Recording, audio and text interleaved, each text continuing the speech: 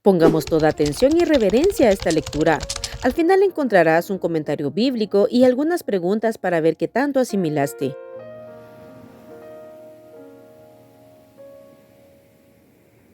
Hebreos 9.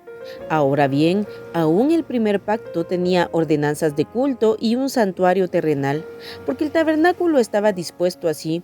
En la primera parte, llamada el lugar santo, estaban el candelabro, la mesa y los panes de la proposición. Tras el segundo velo estaba la parte del tabernáculo llamada el lugar santísimo, el cual tenía un incensario de oro y el arca del pacto cubierta de oro por todas partes, en la que estaba una urna de oro que contenía el maná, la vara de Aarón que reverdeció y las tablas del pacto, y sobre ella los querubines de gloria que cubrían el propiciatorio, de las cuales cosas no se puede ahora hablar en detalle. Y así, dispuestas estas cosas en la primera parte del tabernáculo, entran los sacerdotes continuamente para cumplir los oficios del culto.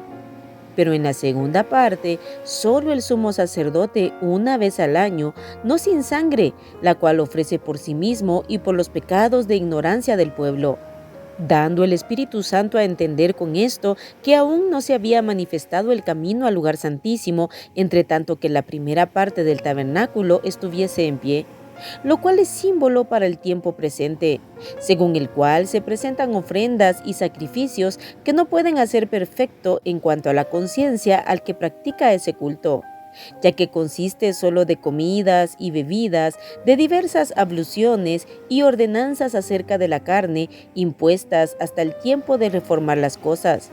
Pero estando ya presente Cristo, sumo sacerdote de los bienes venideros, por el más amplio y más perfecto tabernáculo, no hecho de manos, es decir, no de esta creación, y no por sangre de machos cabríos ni de becerros, sino por su propia sangre, entró una vez para siempre en el lugar santísimo, habiendo obtenido eterna redención. Porque si la sangre de los toros y de los machos cabríos y las cenizas de la becerra, rociadas a los inmundos, santifican para la purificación de la carne, cuánto más la sangre de Cristo, el cual mediante el Espíritu eterno se ofreció a sí mismo sin mancha a Dios, limpiará vuestras conciencias de obras muertas para que sirváis al Dios vivo. Así que por eso es mediador de un nuevo pacto, para que interviniendo muerte para la remisión de las transgresiones que había bajo el primer pacto, los llamados reciban la promesa de la herencia eterna. Porque donde hay testamento es necesario que intervenga muerte del testador. Porque el testamento con la muerte se confirma, pues no es válido entre tanto que el testador vive, de donde ni aun el primer pacto fue instituido sin sangre. Porque habiendo anunciado Moisés todos los mandamientos de la ley a todo el pueblo, tomó la sangre de los becerros y de los machos cabríos con agua, lana escarlata e hisopo, y roció el mismo libro y también a todo el pueblo, diciendo: esta es la sangre del pacto que Dios os ha mandado.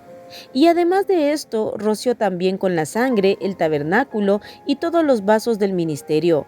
Y casi todo es purificado según la ley con sangre, y sin derramamiento de sangre no se hace remisión. El sacrificio de Cristo quita el pecado. Fue pues necesario que las figuras de las cosas celestiales fuesen purificadas así, pero las cosas celestiales mismas con mejores sacrificios que estos. Porque no entró Cristo en el santuario hecho de mano, figura del verdadero, sino en el cielo mismo, para presentarse ahora por nosotros ante Dios. Y no para ofrecerse muchas veces, como entra el sumo sacerdote en el lugar santísimo cada año con sangre ajena. De otra manera, le hubiera sido necesario padecer muchas veces desde el principio del mundo. Pero ahora, en la consumación de los siglos, se presentó una vez para siempre por el sacrificio de sí mismo para quitar de en medio el pecado. Y de la manera que está establecido para los hombres que mueran una sola vez y después de esto el juicio. Así también Cristo fue ofrecido una sola vez para llevar los pecados de muchos. Y aparecerá por segunda vez sin relación con el pecado, para salvar a los que le esperan.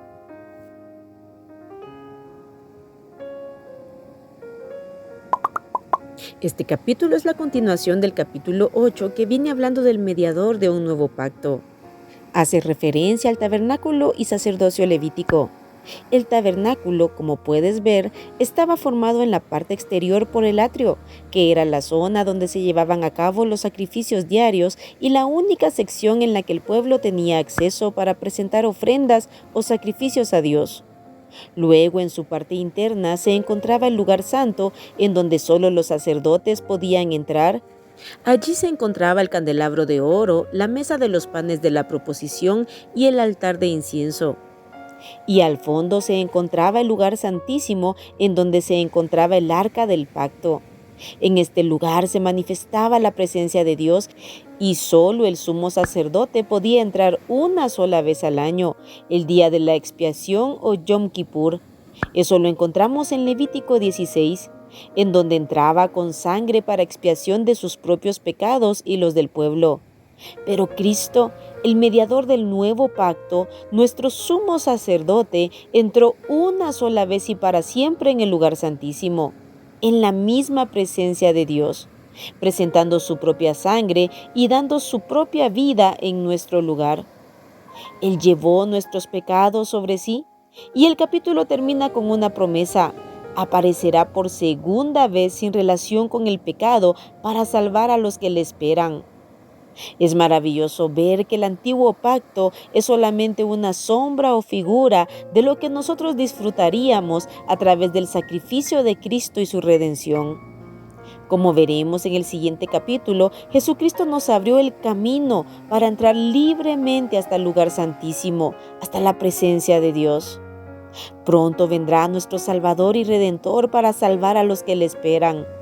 ¿Y tú, le estás esperando?